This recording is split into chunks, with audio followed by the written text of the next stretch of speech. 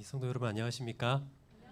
네, 우리 김신민 목사님 그리고 우리 서귀포교회 우리 성도님들 1년의 사경회로 초청해 주셔서 이렇게 한 주 동안 하나님의 귀한 말씀을 나눌 수 있게 허락해 주셔서 감사합니다.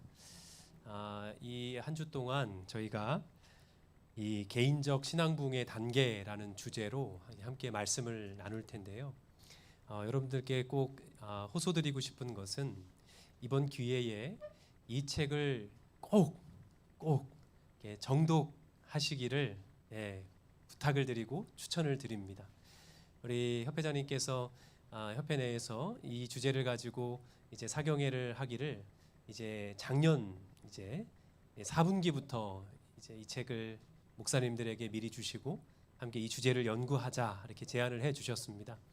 그래서 저는 이제 벌써 이제 3독째 이렇게 하고 있는데 여기에 저자가 몇 번을 읽으라고 이렇게 추천을 해놨냐면 한 6독 했으면 좋겠다 이렇게 추천을 했는데 정말 귀한 말씀이 충만히 들어있고 정말 이 시대에 필요한 성령의 주제를 정말 우리의 깊은 속에서부터 낱낱이 이렇게 밝혀주시는 그런 여러 간증들까지 함께 있어서 이번 기회에 꼭 이 말씀을 좀 이렇게 읽고 묵상하시기를 추천을 드립니다.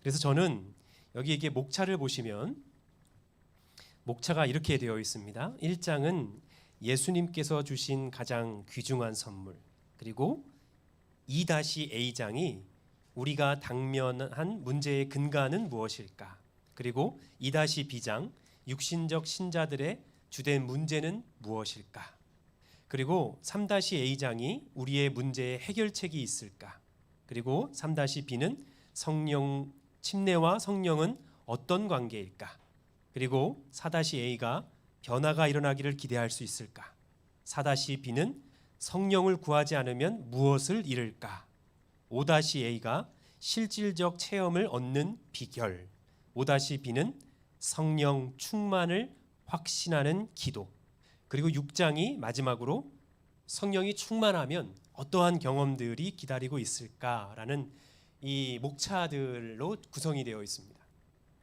그래서 저는 어떻게든지 간에 이 교재를 한번 다 다루기를 원합니다. 그래서 오늘부터 이제 좀 이렇게 오늘은 1장부터 2장을 다룰 것입니다. 귀중한 선물, 성령에 대해서, 그리고 우리가 당면한 그 문제가 무엇인지에 대해서 오늘 함께 말씀을 나누려고 하고요. 우리 수요일 날에는 3장을 다루겠습니다. 해결책, 그리고 침례와 성경은 어떤 관계가 있는지를 우리가 살펴보겠습니다. 그리고 목요일 날은 4장입니다.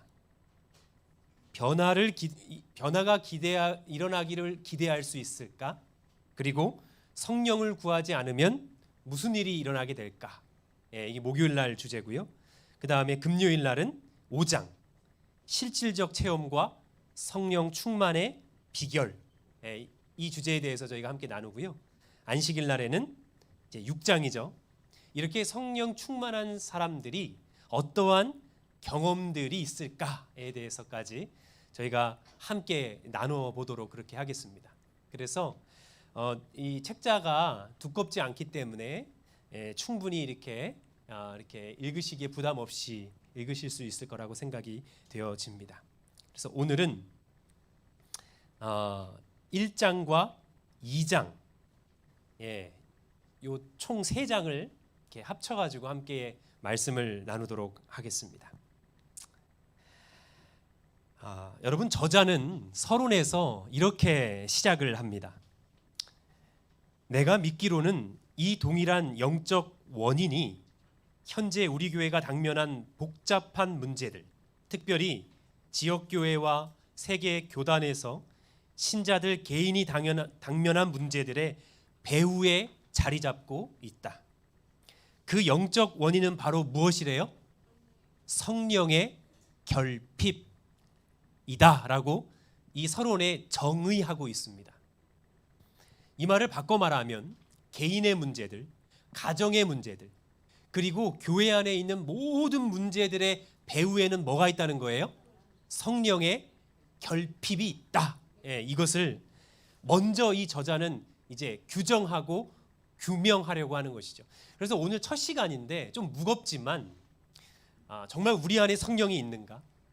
내 안에 성령이 있는가에 대해서 함께 이 시간 말씀을 나누기를 원하고 솔직한 우리 속에 있는 그 문제를 직면하기를 원합니다. 왜냐하면 재림교회 신학자 이 드와인 넬슨 목사님이 이렇게 저희 재림교회를 이렇게 규정해 주셨어요. 좀 충격입니다. 제가 읽어보겠습니다. 재림교회가 거의 완벽한 수준의 제도와 프로그램과 기획들을 개발했다는 점에서는 참으로 칭송받을 만하다. 그러나 목회자들과 지도자들을 사로잡고 있는 교단적인 어떤 상태라는 거예요? 영적 파산 상태.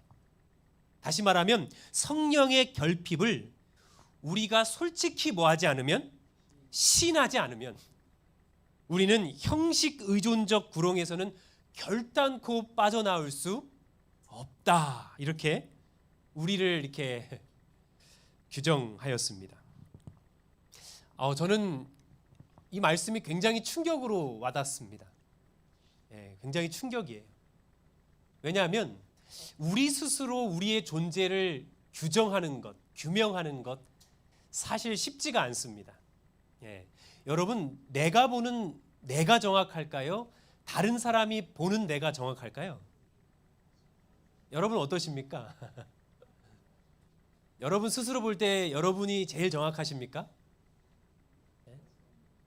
사실은 다른 사람이 보는 내가 사실 정확할 때가 있죠. 그런데 때때로 우리는 내 자신을 내가 제일 잘한다고 생각하는 오류에 빠질 때가 있습니다. 교회도 그럴 수 있다라고 하는 것이죠. 만약 여러분 여기 용광로가 있는데 제철소가 있는데 여러분 우리나라도 이 제철소가 굉장히 유명한 나라죠, 그죠? 예전에는 수학여행으로 이 제철소를 이제 수학여행 여행지로 가기도 할 정도로 이렇게 했었었는데 여러분 제철소에서 가장 두려운 것이 무엇인지 아십니까?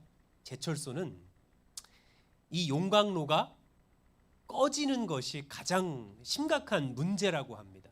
왜냐하면 완전히 꺼진 이 용광로를 다시 뜨겁게 달구는 동안 얼마의 시간이 필요하냐면 무려 한 달의 시간이 필요하대요. 한 달의 시간이 필요하고 그 한 달 동안 이 용광로를 다시 불을 붙이는 데만 3억 원이 든다는 것입니다. 그래서 용광로는 절대로 뭐하지 않냐면 꺼지지 않아야 되는 것입니다. 24시간 계속 불을 지펴야 되는 것이죠. 만약 이 용광로가 한 번 꺼지게 되면 한 달 동안 모든 작업이 중단되기 때문에 그로 인한 손실은 수조 원에 달한다는 것입니다. 3억을 아끼려다가 수조 원의 손실이 발생되고 있는 것이죠. 이 용광로를 꺼트리면 안 된다는 것은 이 제철소에 있는 모든 사람들은 다 알 것입니다. 마찬가지로 내 자신과 이 교회는 성령의 불을 꺼트려서는 안 된다는 사실을 우리 모두는 인식하고 있어요. 그런데 사단은요, 계속해서 뭐 하려고 하냐면 교회의 불길을 끄려고 합니다. 여러분 왜 이렇게 새벽에 오랜만에 일찍 일어나서 아침에 하나님과 뜨겁게 기도하고 기쁜 마음으로 이렇게 나오면 왜 방문을 열자마자 아내가 바가지를 긁을까요? 여러분은 안 그러신가요? 왜 하나님과 더 친밀하고 더 뜨거운 관계를 유지하려고 마음의 결심을 하면 얼마나 많은 사단의 방해와 공작들이 있는지, 그렇죠? 마음의 번민들이 일어나는지. 그 이유는 사단은 바로 우리의 믿음에 무엇을 끄려고 하냐면 그 불을 꺼트리려고 하는 것입니다. 그래서 가정의 믿음의 불을 꺼트리려고 해요. 어떻게든 조석으로 드리는 예배를 막으려고 합니다. 저는 어렸을 때 굉장히 좀 이렇게 오늘날로 생각하면 약간 율법주의적 그 안식일 신앙을 했는지도 모르겠습니다. 왜냐하면 저희 어머니는 무조건 금요일 날 뭐를 하셨어야 됐냐면 목욕탕을 가야 됩니다. 왜 목욕탕을 가냐면 안식일을 준비하기 위해서 이렇게 가는 것입니다. 그리고 안식일 날만 신는 신발, 안식일 날만 입는 옷, 이걸 다 구별했어요.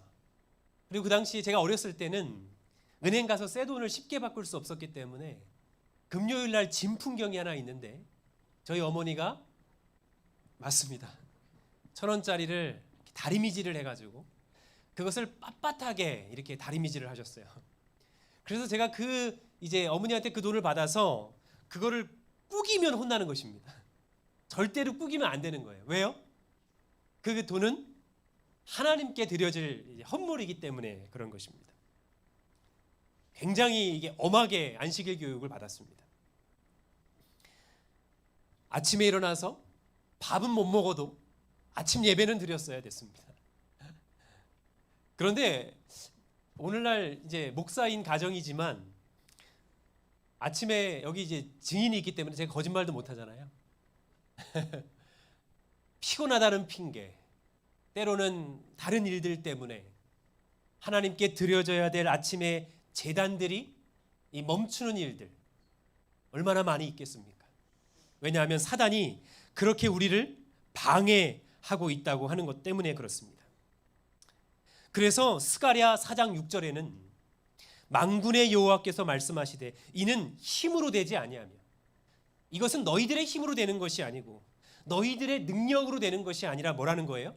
오직 하나님의 능력, 아버지의 영으로 된다고 말씀하고 있는 것입니다.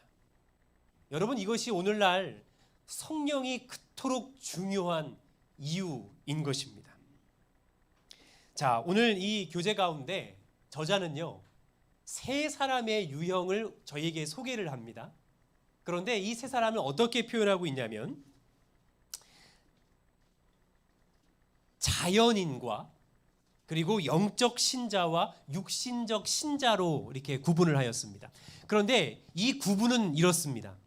자연인은 무엇이냐면 전혀 하나님과 관계가 없는 사람, 세상에 속한 사람이죠. 때문에 그는 성령과 전혀 관계가 있어요, 없어요? 없죠. 성령의 깨닫게 하심도 모릅니다. 성령을 의존하지도 않는 사람을 자연인이라 합니다. 여러분, 저희들 가운데는 누가 없어요? 저희들 가운데는 자연인이 없습니다. 그죠? 자연인들은 저 바깥에 있는 것이죠. 자연인은 하나님의 영의 일들을 받아들이지 아니하나니 이는 그 일들이 그 사람에게는 어리석게 여겨지기 때문이요, 또 알 수도 없나니 이는 그 일들이 영적으로만 분별되기 때문이라. 그래서 여러분, 하나님을 믿지 않는 세상 사람들은 하나님의 일들을 분별할 수 있어요, 없어요? 없습니다. 없는 것입니다. 자, 두 번째 유형의 사람은 어떤 사람이냐면 영적 신자인데, 이 사람은 성령과 친밀하게 지내는, 성령과 늘 동행하는 사람, 그 사람을 영적 신자라고 합니다. 신령한 자는 모든 것을 판단하나 자기는 아무에게도 판단을 받지 아니하느니라. 누가 주의 마음을 알아서 주를 가르치겠느냐? 그러나 우리가 그리스도의 마음을 가졌느니라. 이 영적 신자는 날마다 성령의 말씀에 순복합니다. 성령의 뜻을 따릅니다. 성령께서 마음 가운데 주신 빛대로 생애합니다. 그것이 바로 영적 신자입니다. 자, 문제는 이제부터 시작이 되는데요. 왜냐하면 이 교회 안에 영적 신자와 어떠한 신자들이 있냐면 육신적 신자들이 있다는 것입니다. 자, 여기서 우리가 영적 신자인지 육신적 신자인지를 좀 분간해야 되겠는데, 이 육신적 신자는 어떤 사람이냐면 하나님을 뭐 한다고는 말해요? 믿는다고는 말하는데 성령을 의지하는 것이 아니라, 하나님을 의지하는 것이 아니라 누구를 의지하는 거예요? 바로 나 자신을 의지하는 것입니다. 그런 사람을 육신적 신자라고 얘기하는 것입니다. 자, 고린도전서 3장 1절로 4절 표준 세번역에는 이렇게 말합니다. 형제자매 여러분, 나는 여러분에게 영에 속한 사람에게 하듯 말할 수 없고 육에 속한 사람, 곧 그리스도 안에서 어린아이 같은 사람에게 말하듯 하였습니다. 여러분은 육에 속한 사람이고 인간의 방식대로 살고 있는 것이 아닙니까? 이래요. 네. 즉 고린도 교회에 있는 성도들에게 사도 바울은 여러분들은 어떤 사람이다? 영적 신자들이 아니라 육에 속한 사람들이라는 것을 선언하는 것입니다. 그죠? 굉장히 두렵고 떨리는 말씀입니다. 예. 자, 그럼 여러분,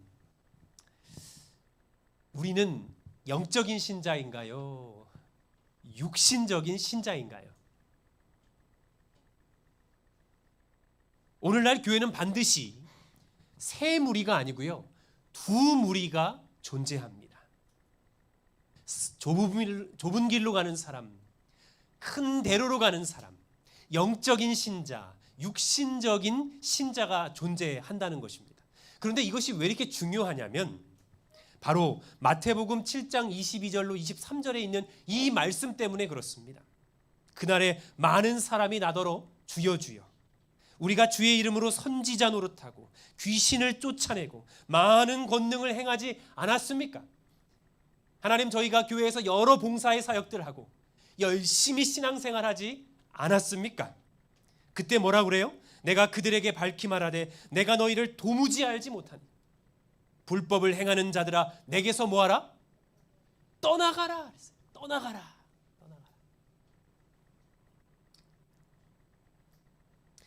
저는 이 동중한 앞에서 제주로 오게 되었는데요. 고향은 충청도입니다. 예, 청주에서 태어나서 청주에서 생활을 하다가 이제 어머니 아버지가 당진에서 오랫동안 사셨어요. 그래서 당진교회에서 이제 여러 성도님들과 함께 교회를 개척해서 기지식 교회라는 곳에서 이제 한동안 신앙생활을 했는데, 기지시라고 하면은 이 신주 아시는데 기지시 리예요. 리. 아주 작은 교회입니다. 그런데 제가 이제 신학생이 돼서 이제 가끔 그 교회에 방문을 해서 이제 설교를 하고는 했었는데, 제가 어렸을 때 아마 우리 성도님들도 그러신지 모르겠습니다. 장로님 항상 장로님 자리십니까 거기가? 제가 어렸을 때 그 어느 장로님, 어느 집사님, 이렇게 우리 성도님들이 앉는 자리가 있는데 한 10년이 지나가지고 제가 이제 신학생이 돼서 이제 그 전도사, 이제 학생 전도사가 돼서 설교한다고 그 자리에 딱 섰는데, 놀랍게도 10년 전에 앉아 계시던 장로님 자리에 누가 앉아 계시는 거예요? 그 장로님이 그대로 앉아 계시는 거예요. 다 그대로 앉아 계시는 거예요. 그런데 그 10년 전에 그 친한 장로님 장로님이 참 재미난 분이신데, 어떤 분이시냐면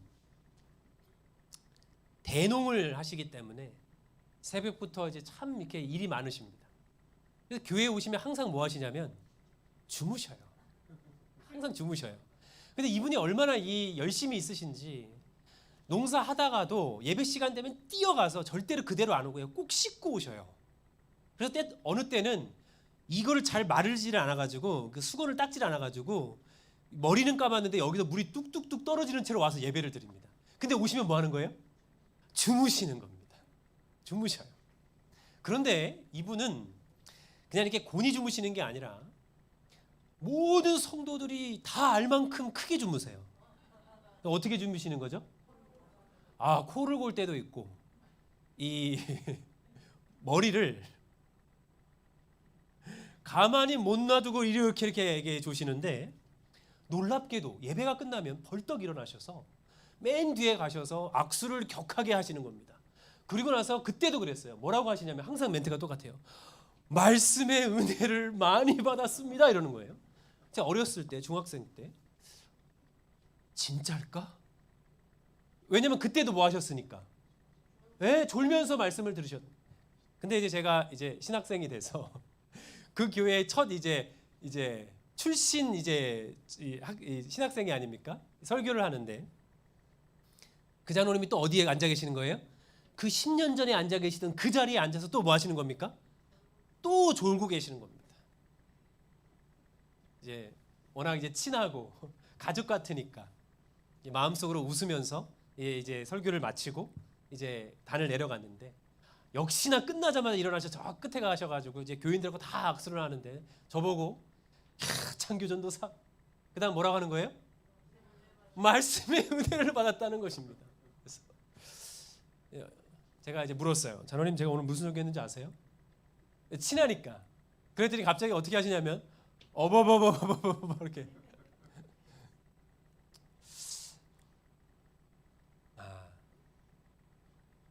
여러분, 우리가 어떤 문제가 있는지 아는 것은 너무 중요합니다. 만약 우리가 이 문제를 모른다면 정말 우리는 심각한 것이죠. 근데 오늘 이 첫 시간을 통해서 이 저자는, 그리고 하나님께서는 우리에게 너희들 가운데 성령이 마음 가운데 내주하고 계시는지를, 이 교회 안에 성령이 임하고 계시는지를 확인하라고 말씀하고 있습니다. 저는 이 말씀이 참 두렵고 떨렸습니다. 시대의 소망 357페이지. 그리스도의 정신에 배치되는 정신은 그 공언하는 바가 어떠하든지 예수를 부인하는 것이다. 자, 이제 예수님을 부인하는 것이 무엇인지 이제 우리 화이 선지자가 뭐라고 말씀하셨는지 보겠습니다. 험담과 어리석은 이야기. 뭐예요? 다른 사람을 욕하거나, 그죠? 수근수근하는 그 로마서 1장에 나타난 그러한 정신들, 진실되지 못한 불친절한 말들은 우리가 누구를 부인하는 거래요? 예수 그리스도를 부인하는 거라고 말씀합니다. 여러분, 제가 이렇게 설교하니까 제 인상이 좀 어때요? 1 나쁘다, 2 좋다. 괜찮습니까? 제가 이 말씀을 드리는 이유가 있어요. 우리 이제 첫째 아이인데, 이 아이가 어느 날 저한테 예배를 드리다 말고 막 울면서 저한테 이런 부탁을 한 적이 있습니다. 아빠, 평상시에도 안식일과 같은 모습으로 나를 대해줄 수 없어? 이게 무슨 의미죠? 이제 안식일 되면 저는 어떻게 하는 거예요? 양복 입고요, 넥타이 매고, 교인들 만나면 어떻게 하는 거예요? 집사님 좋은 안식일, 행복한 안식일입니다. 직원회 때도 막 웃고 있고, 그죠? 성도님들 다 가실 때까지 뭐 하는 거예요? 한 주 승리하십시오, 이렇게 있는 아버지의 모습을 이 아들이 보고 어떻게 느끼는 거예요? 야, 저런 아빠라면 천사인데? 근데 어디서는 못 보고 있는 거죠? 가정에서 못 보는 거예요. 그래서 이 아이가 용기를 내서, 아빠, 평일에도 안식일의 모습처럼 저를 대해 주실 수 없나요? 그랬어요. 여러분, 제가 큰 충격에 빠졌습니다. 정말 큰 충격에 빠졌어요. 진실되지 못하고 불친절한 말, 심지어는 생애의 짐을 회피하고 죄된 향락을 추구하는 자, 그들도 그리스도를 부인하는 것, 세상과 동화됨, 무례의 행위, 자신의 의견을 옹호하고 자신을 스스로 의롭게 여기고 의심을 품고 문제를 야기하고 어둠에 거하는 것도 그리스도를 뭐하는 것이다? 거부하는 것이다. 이 모든 것은 우리 안에 누가 안 계신 거예요? 그리스도께서 거하지 않는다는 것을 선포한다는 것이에요. 선포한다는 것입니다. 바꿔 말하면 내 안에 진정 성령께서 내 안에 거하신다면 여러분, 누가 아는 거예요? 내가 알아요. 내가 압니다. 그죠? 그리고 내 주변에 있는 사람들이 내 안에 성령이 계심을 안다는 것입니다. 왜냐하면 여러분, 너무나 기쁘기 때문에, 너무나 감사하기 때문에 그런 것입니다. 그런데 놀랍게도, 자, 이 말씀은 우리가 같이 좀 읽어봐야 되겠습니다. 정로의 계단 43페이지 시작. 죄의 속박에서 놓이고 못 놓이는 것은 우리의 선택에 달렸다. 바꿔 말하면 성령께서 내 안에 내주하시는 것조차도 누구의 선택에 달린 거예요? 나의 선택에 달린 것입니다. 내가 가만히 있는데 성령의 임재가 있는 것이 아닙니다. 그죠? 내가 가만히 있는데 내 안에 평안과 기쁨이 있는 것이 아니라 그것이 바로 우리 자신들의 선택에 달려 있다고 하는 것입니다. 여러분, 우리는 생각을 해야 해요. 왜 내 자신의 육신적 상태를 우리는 분별하지 못할까?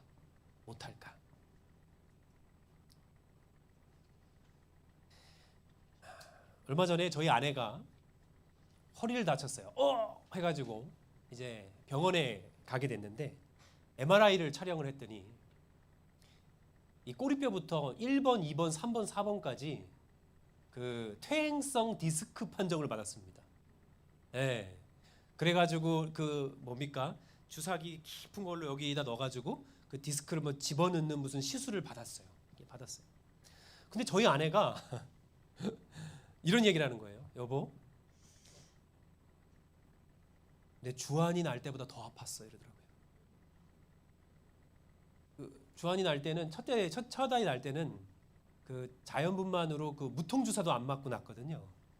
그러니까 얼마나 아픈지를 제가 알고 심지어 제가 따라 들어갔어요. 그 출산할 때 저희 아내가 얼마나 이 고통스러워하는지 제가 그 아내가 머리가 여기 있고 이렇게 누워 있고 제가 여기서 이제 아내 이제 손을 붙잡고 이제 출산을 저 아이를 낳는 현장에 제가 있었는데 아내가 너무 고통스러우니까 제가 거기에 너무 슬퍼가지고 아내는 힘을 줘야 되는데 제가 그 얼굴에서 계속 울었어요. 엉엉만 울었거든요. 그랬더니 저희 아내가 힘을 줘야 되는데 위에서 계속 뭐가 떨어지는 거예요? 눈물이 떨어져가지고 아직도 기억납니다. 울지 마! 힘을 줘야 되는데 남편이 계속 우니까 울지 마! 이렇게 소리를 줬어요. 저희 아내가. 얼마나 고통스러운지 이 녀석이 저를 닮아가지고 머리가 또 커가지고 머리가 안 나와가지고 얼마나 고생했는지 몰라요. 의사가 엄마 배 위에 올라가서 그 밀어내는 그것까지 했어요. 사모님 이번에 안 되면은 이제 수술해야 된다는 막 소리를 듣고 막 이렇게 급박하게 저희 아들이 태어났단 말입니다. 근데 그 아내가 여보 나 주환이 날 때보다 더 아파하면서 막 엉엉 우는 거예요. 이 디스크 때문에. 근데 여러분 여기에는 전조 증상이 있었습니다. 무려 4번이나요.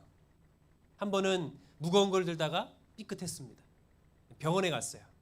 그때는 이제 뭐 MRI까지 찍진 않았죠. 의사가 경고했습니다. 이러다가 뭐 온다? 이러다가 디스크 온다. 그러니 꾸준히 뭐 해라? 운동해라, 스트레칭해라. 청소할 때 이렇게 막 구부리고 이렇게 하지 말고 뭐 이렇게 했습니다. 왔어요. 그래서 첫날은 열심히 스트레칭하고 뭘 하더라고요. 그러다가 괜찮으니까 뭐 한 거예요? 잊어버리고 살았어요. 한 3년 뒤에 또 한 번 병원에 실려갔습니다. 그때는 이제 CT를 찍었죠. 초기 디스크다. 조심해라. 운동해라. 집에 왔습니다. 이제는 한 일주일 동안 운동하더라고요. 그래서 뭐 하는 거예요? 잊어버려요. 3년에 한 번 왔던 것이 1년에 한 번 왔습니다. 디스크를 판정받았습니다. 다음에 오면 수술할지도 뭐 조심해라. 한 보름 운동하더라고요. 제주에서 이제 운동을 시작했는데 저기 사라봉까지 운동하고 막 이러더라고요. 한 보름? 그러다 뭐 한 거예요? 잊어버렸어요. 6개월 만에 또 사단이 났습니다. 여러분 왜 우리는 육신적인 내 상태를 분별하지 못할까요? 여러분 왜 그러겠습니까? 오늘 말씀은 우리에게 그것을 명확하게 말씀하고 있습니다. 누가복음 11장 9절로 13절. 내가 너희에게 말하노니 구하라. 구하면 뭐 할 것이요? 너희에게 주실 것이요. 찾으라. 찾으면 찾을 것이요. 두드리라. 두드려야 너희에게 열릴 것인데 문제는 우리가 뭐 하지 않는 것이죠? 구하지 않는 것입니다. 찾지 않는 것입니다. 두드리지 않는 것이에요. 그것이 오늘날 우리에게 성령이 결핍된 가장 큰 이유라고 하는 것입니다. 오늘날 많은 사람들이요, 이 성령을 구하지 않기 때문에 죄를 깨닫지 못해요. 죄로부터 승리를 못하는 것입니다. 자신의 온전한 상태를 온전히 바라볼 수 없게 되는 것입니다. 그래서 균형적인 신앙을 하지 못하는 것이죠. 여러분, 새해를 시작하면서 우리 함께 결심했으면 좋겠습니다. 그러므로 성령을 주시도록 뭐 하는 거예요? 요청하는 것입니다. 날마다 구하는 것입니다. 날마다 찾고 날마다 두드리는 것입니다. 네, 그것이 오늘날 우리에게 정말 시급히 필요한 것입니다. 여러분, 예수님께서 이 땅에 오신 이유, 요한복음 10장 10절은 분명하게 말씀합니다. 내가 온 것은, 주님께서 이 땅에 온 것은 양으로 생명을 얻게 하고, 그 다음 뭐라고 되어 있어요? 더 풍성히 얻게 하려 우리 주님은 이 땅에 오셨습니다. 여러분, 이것은 어떠한 의미가 있냐면 예수님께서 승천하셔서 돌아가실 때 하셨던 말씀 가운데 확실하게 드러납니다. 요한복음 16장 17절, 내가 너희에게 실상을 말하노니 내가 떠나가는 것이 너희에게 유익이라. 내가 떠나가지 아니하면 보혜사가 너희에게로 오시지 아니할 것이요. 누가 오시지 못하는 거예요? 성령이 오시지 못할 것이요. 내가 가면 그를 너희에게 보내겠다는 것입니다. 이 말은 뭡니까? 예수님께서는요, 이 땅에 육신으로 오셨습니다. 그래서 육신으로는 할 수 있는 것이 많지 않았기 때문에 우리 주님께서 가시고 성령 보혜사를 보내시면 성령은 어때요? 육신의 한계에 머물러 계신 분이 아니시기 때문에 모든 인류 각 개인에게 성령께서 역사하실 수 있기 때문에 우리 주님께서 다시 돌아가시는 것이, 그리고 성령을 우리에게 보내시는 것이 우리에게 더 큰 풍성한 은혜를 받을 수 있는 길이라고 하는 것입니다. 네. 여러분 잘 참으십니까? 여러분은 어때요? 잘 참으세요? 아니면 못 참으세요? 저는 한 3번은 참습니다. 저희 아내가 그거를 아주 잘 활용하거든요. 이 사람은 3번은 참는다. 그러니까는 어디까지만 안 가면 되는 거예요?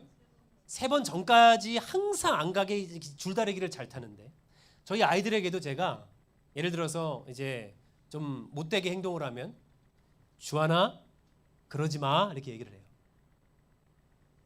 또 그러면 어떻게 하죠? 그때는 다른 게 다 빠지고 이름만 부릅니다. 구주한 이렇게 불러요. 2번째예요. 그 다음 어떻게 되는 거예요? 그 다음 너 일로 와 이렇게 되는 거예요. 네. 그런데 여러분, 우리 아이들이 부모의 표정이나 부모의 언행의 이 기류가, 이 느낌이 바뀐다는 것을 알까요, 모를까요? 알아요. 어떻게 잘하는지. 우리 아이들은 아주 고질적인 이 문제가 있습니다. 성도들이 저희 사택에 들어오거나 방문을 오잖아요. 그러면 엄마 아빠가 한없이 유해질 거를 알기 때문에, 그러면 뭐 방에 가서 뭐 엄마 핸드폰, 아빠 핸드폰 뺏어 갖고 들어가서 거기서 뭐 유튜브 보거나 뭐 이걸 해요. 그래도 엄마 아빠가 어디에 정신이 팔려 있는 거예요? 예, 성도님들하고 대화하고 그때가 유하다는 걸 안 것입니다. 근데 어떻게 잘하는지, 주하나 이제 우리 장로님 가신다 그러면 어떻게 하는 거예요? 자기 보던 거 싹 다 지우고 정리 싹 다 하고 아무리 없던 것처럼 나와가지고 안녕히 가세요 인사하고 입을 싹 닦습니다.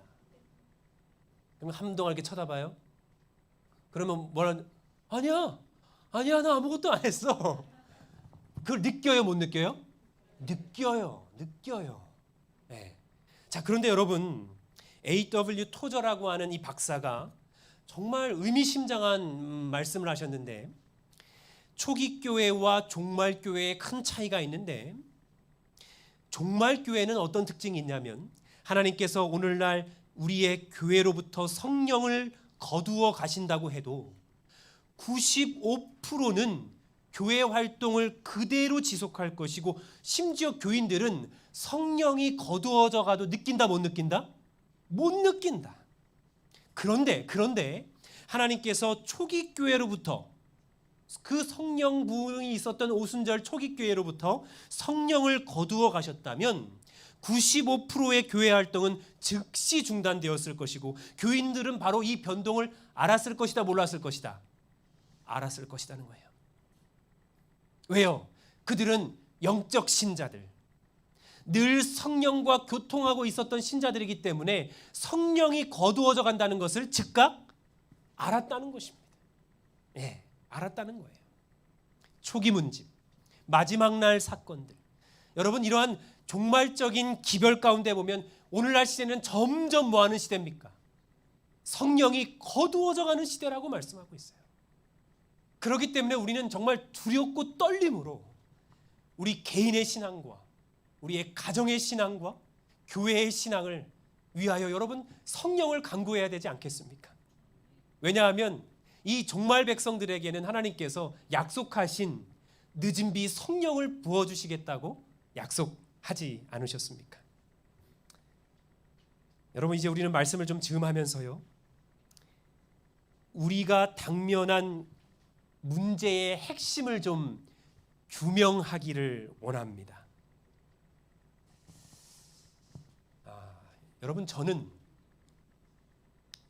육신적 신앙을 하는 사람입니다. 왜냐하면 날마다 성령을 구하지 않았어요. 때로는 너무나 익숙한 나머지 하나님의 말씀을 증거할 때도 성령을 의지하기보다는 내 자신을 의지할 때도 있었습니다. 기도로 하루를 시작하면서 하나님께 전적으로 삶을 의탁드려야 되는데 그러지 않고 오늘도 아무 일 없이 지날 거라고 하는 막연한 기대로 하나님을 의지하는 것이 아니라 내 자신을 의지했던 일들이 얼마나 많은지 모릅니다.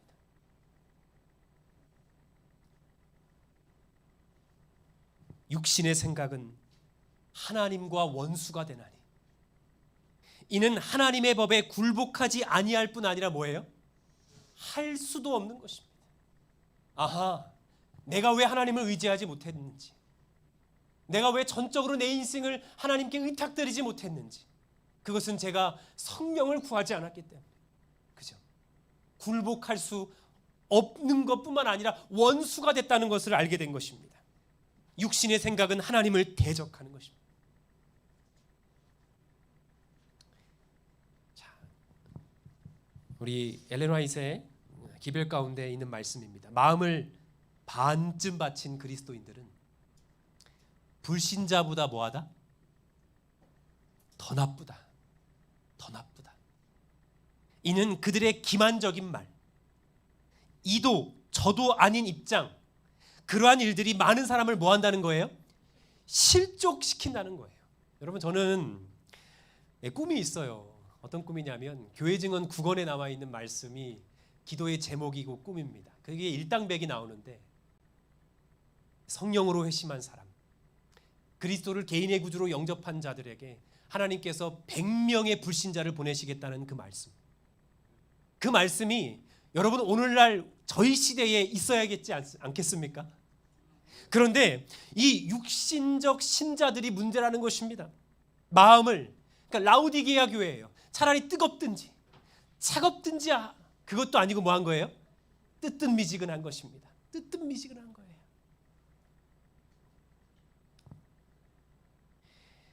여러분 바쁘시죠? 저희가 좀 이제 정했으면 좋겠습니다. 새해를 시작하기 때문에 제가 저희 성도님들한테도 늘 하는 말이 있어요. 바쁜 건 나쁜 거다. 뭐라고요? 바쁜 건 나쁜 거다. 여러분 어느 때인가부터 바쁘면 다 익스큐즈가 돼요. 바쁘면 다 양해가 돼요. 근데 여러분 바쁘면 제일 많이 안 하는 게 있어요. 여러분 아무리 바빠도요 잠자요. 아무리 바빠도요 밥 먹어요. 아무리 바빠도 화장실 가고요. 제가 보니까 아무리 바빠도 핸드폰 1시간은 보던데, 아무리 바빠도 취미하고요. 아무리 바빠도 10시에 드라마 안 빼먹던데. 근데 바쁘면 뭐는 빼먹냐면 하나님 말씀 빼먹어요. 기도하는 거 빼먹어요. 그러니까 바쁜 건 뭐 한 거죠? 나쁜 거예요. 바쁜 거를 자랑하면 안 되는 거예요. 바쁜 건 나쁜 겁니다. 네. 우리는 뭘로 바빠야 되냐면 성령과 동행하고 성령이 내 안에 안주하시는 그 놀라운 은혜와 평안을 경험하는 일에 영적으로 분주해야겠지 않겠습니까? 사단은요, 얼마나 우리를 육신적 신앙으로 이끄는지 모르겠습니다. 여러분 아십니까? 핸드폰 통계가 나왔어요. 핸드폰 통계가 어떤 통계냐면, 여러분 핸드폰이 있는 어린아이서부터 연로하신 분까지 대한민국 분들이 하루에 몇 시간 핸드폰 보는 줄 아십니까? 평균. 이거 너무 충격이에요. 왜 이런 데는 이런 것까지 조사하는지는 모르겠지만, 여러분 코로나 이전이에요. 코로나 이전에 대한민국 평균 하루에 핸드폰을 보고 있는 시간이 4시간 50분이었습니다. 4시간 50분이에요. 그 얘기는 뭐냐면 아마 여기 계신 우리 성도님들은 그 정도까지는 아닐 거예요. 그럼 우리 어린 자녀들은 얼만큼 보고 있다는 거예요? 평균이니까. 많이 보는 사람들은요, 하루에 막 10시간 가까이 보는 거예요. 이걸로 다 봐, 이걸로 유튜브 봐야죠, 이걸로 뭐든지, 심지어 이걸로 뭐 하죠? 쇼핑하고 뭐든지 다 하는 것입니다. 얼마 전에 대한민국 2021년 통계 자료가 나왔어요. 여러분 코로나가 됐어요. 코로나가 되니까 우리 아이들이 수업까지도 이제 핸드폰으로 듣잖아요. 평균이 늘었습니다. 대한민국 평균 하루에 스마트폰 보는 시간, 코로나 때문에 8시간이에요. 하루에 8시간을 사람들이 뭐 보고 있냐면 이 휴대폰 보고 있어요. 굉장히 놀라운 일이 아닐 수가 없는 것입니다.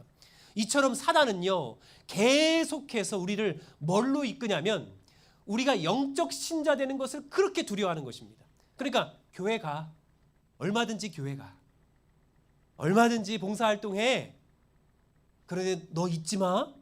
너는 영적 신자가 아니라 너는 육신적 신자야. 예배도 중요하지만 어서 와, 드라마 봐야지.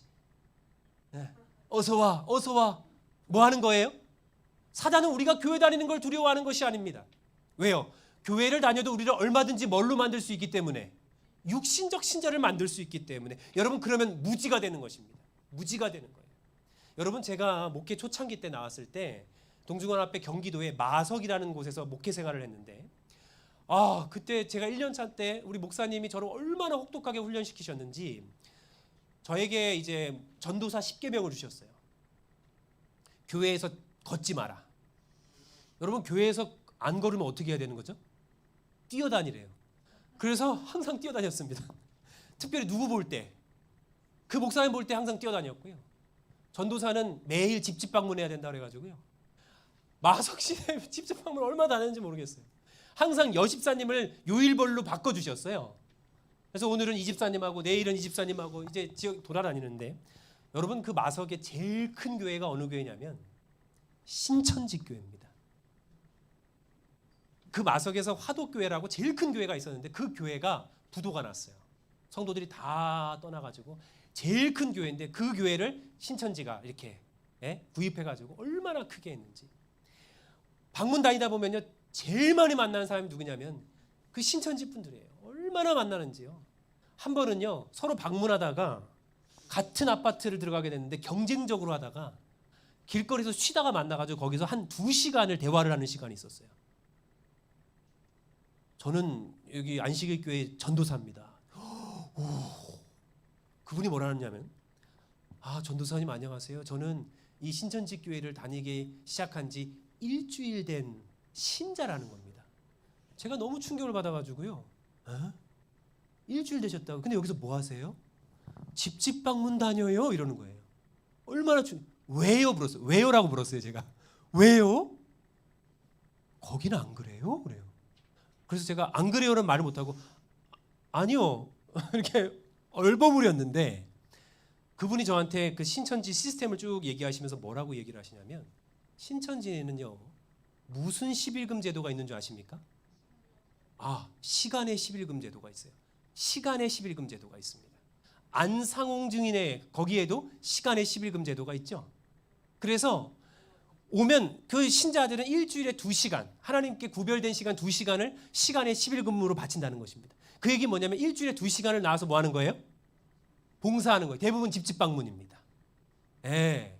집사 이런 분들은 4시간, 장로님 이런 분들은 6시간, 8시간, 교육자들은 뭐 10시간 이렇게 시간의 11금을 준다는 거예요.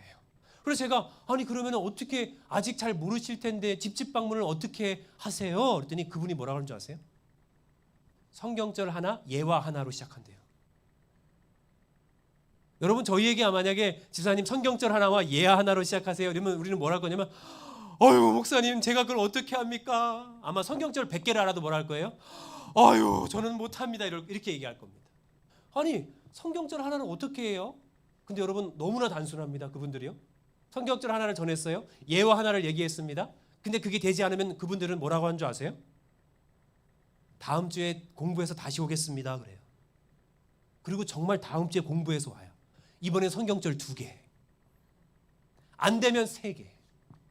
그래도 안 되면 더 많이 아시는 분들을 모셔갖고 와가지고 복음을 끝까지 전하려고 하는 것입니다. 여러분 우리가 육신적 신자가 되면요. 평생을 교회 다녀도 뭐라고 얘기하는 줄 아세요? 저는 잘 몰라요. 성경에 대해서 잘 몰라요. 제가 어떻게 복음을 전할 수 있습니까? 무지한 상태에 빠진다는 것입니다. 그리고 확실한 하나님의 성경의 말씀이 있음에도 불구하고 뭐 하는 거예요?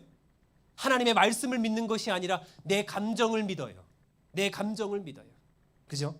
그리고 오류에 빠지는 것입니다.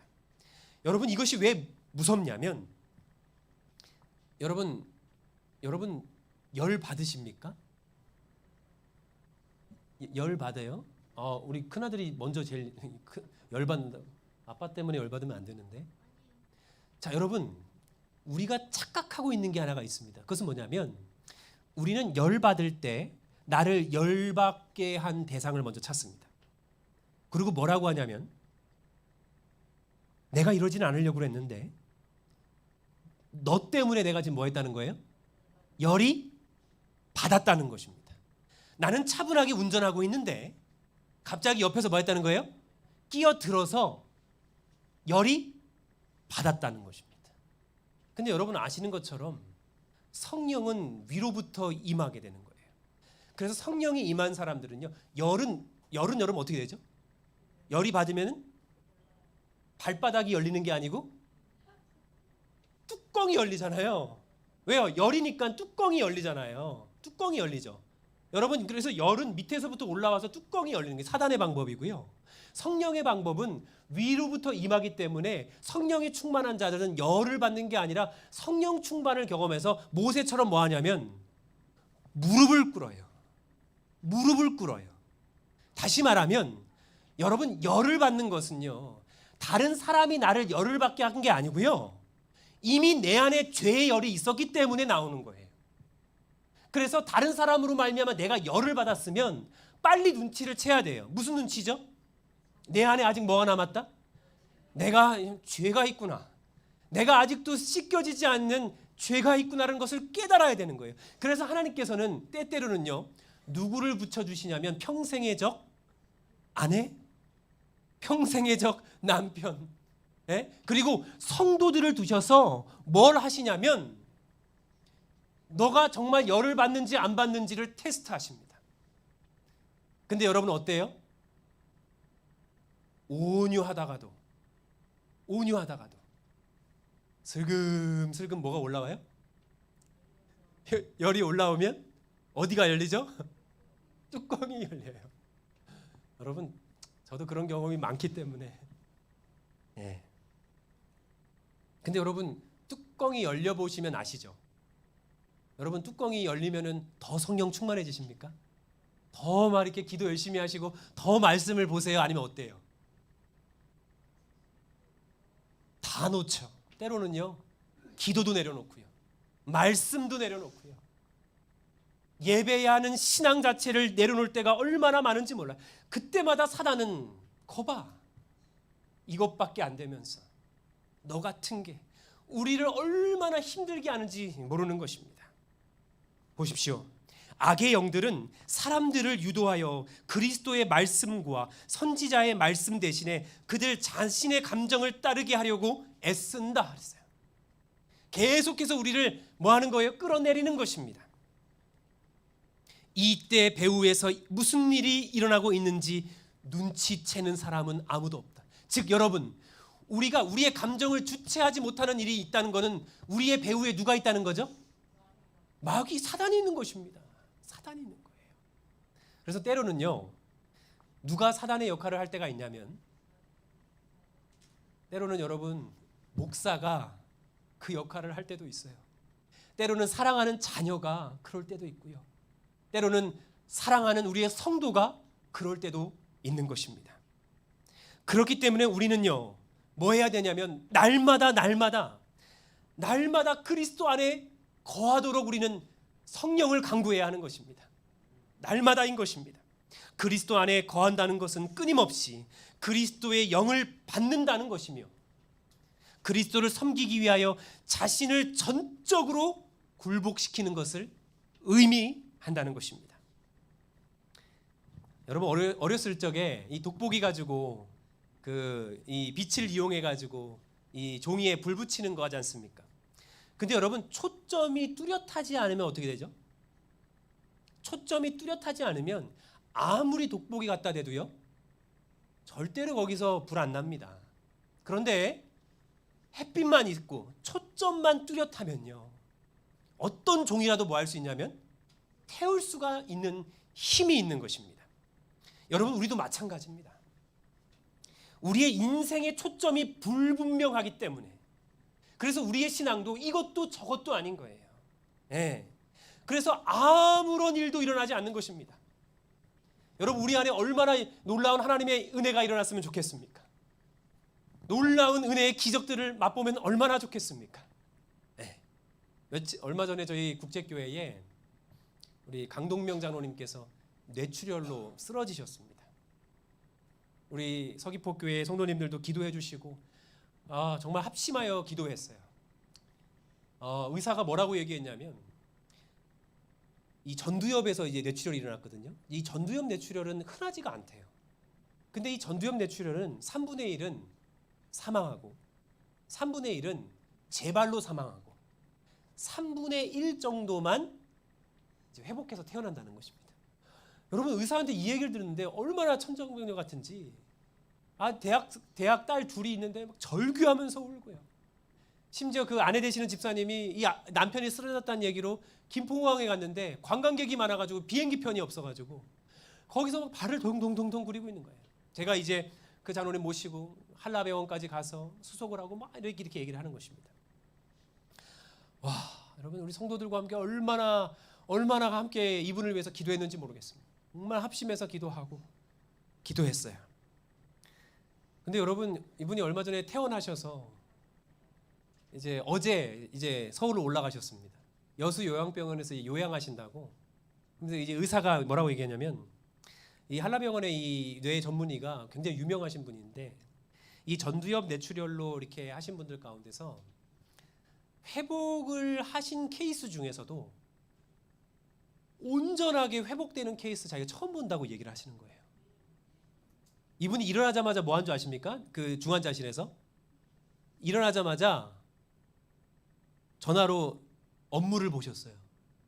뭐냐면 깨어나자마자 자기가 뇌출혈로 쓰러졌다는 것 자체를 모르시고 일어나자마자 이제 일상으로 업무를 시작하셨어요. 그 정도로 이 회복이 빨랐습니다. 여러분, 저희가 교인들이 막 릴레이로 막 기도를 하고요. 계속 모여서 함께 기도하고 하나님 앞에 간구했는데, 그 장로님께서 멀쩡하게 두 발로 이렇게 내려오는데요. 제가 이제 그분 모시러 갔거든요. 아무렇지도 않게 터벅터벅 내려오는데 여러분, 제 마음이 어떨까요? 어떤 느낌이 들 것 같으세요? 이럴 거 괜히 기도했네, 이런 생각이 들 것 같으세요? 와, 여러분, 그분이 저한테 감사하는 것보다 제가 그분한테 더 뭐라고 했는지 아세요? 장로님 감사합니다. 감사합니다 했어요.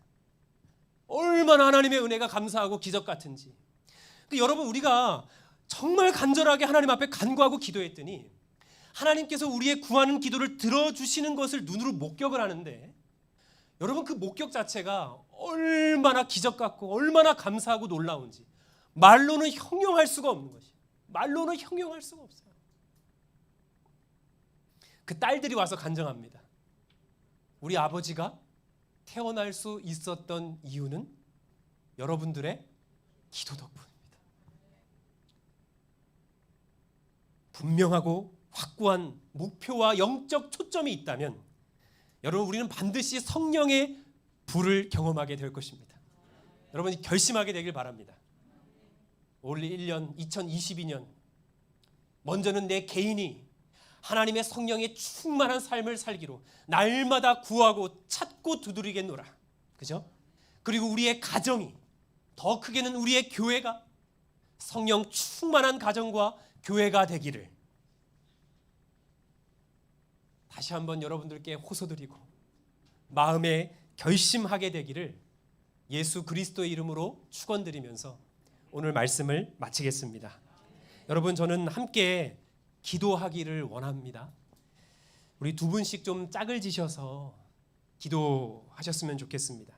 첫 번째 기도의 제목은 우리의 영적 현 주소가 육신적이라고 자각되었다면, 깨달았다면 그 현실을 솔직하게 뭐 하자는 거예요? 인정하고요. 이제는 겸손한 마음으로 성령을 간구하자는 것입니다. 그리고 두 번째는 날마다 성령 안에 거하며, 그죠? 왜요? 성령이 우리 안에 거하는 것은 전적으로 누구에게 달려있다? 우리에게 달려있는 거예요. 그러므로 이제는 성령이 내 안에 오시기만을 초청하는 것이 아니라 내가 누구 안에 거하기를, 성령 안에 거하기를 결심하고 성령 충만케 해주실 것을 이 시간 두 분씩 우리 음악이 마칠 때까지 짝을 지셔서 좀 기도하셨으면